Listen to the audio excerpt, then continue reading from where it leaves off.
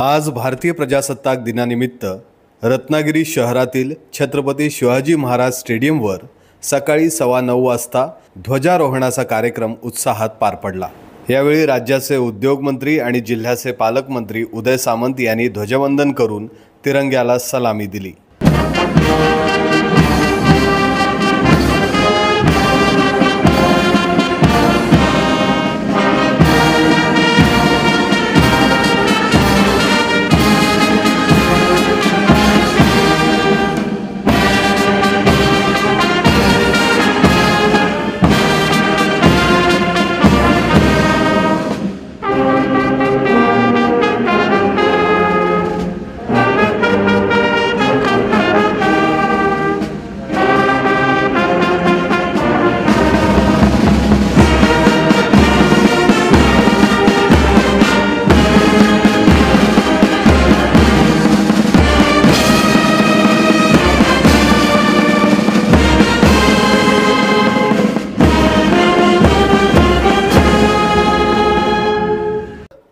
ध्वजारोहणानंतर पालकमंत्री उदय सामंत यांनी परेड पाहणी केली।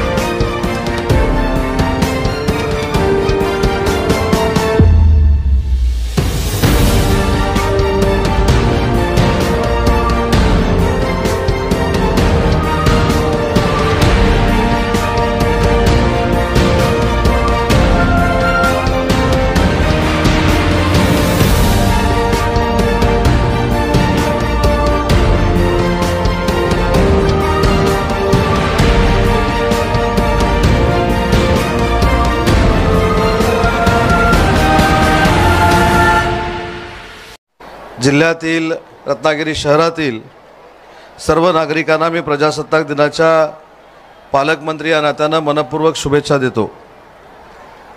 जगात सर्वात मोठी लोकशाही असणाऱ्या भारत देशाला भारतरत्न डॉक्टर बाबासाहेब आंबेडकरांच्या संविधानाच्या माध्यमातून मजबूत केले आहे। समाजवादी, धर्मनिरपेक्ष, न्याय, स्वातंत्र्य, समता आणि बंधुता या मूल्यावर आपल्या देशाची गतिमान पावले ही कायमच पडत आहेत आणि पडत राहतील याची देखील मला खात्री आहे। सर्वसामान्य नागरिक हा आपल्या लोकशाहीचा आणि विकासाचा केंद्रबिंदू आहे आणि म्हणूनच मला असं वाटतं की रत्नागिरीतला हा प्रजासत्ताक दिनाचा सोहळा ज्या गर्दीमध्ये दरवर्षी संपन्न होतो हे महाराष्ट्रातलं पहिलं उदाहरण असेल आणि म्हणून सगळ्या रत्नागिरीकरांना मी मनापासून पालकमंत्री या नात्यानं धन्यवाद देतो।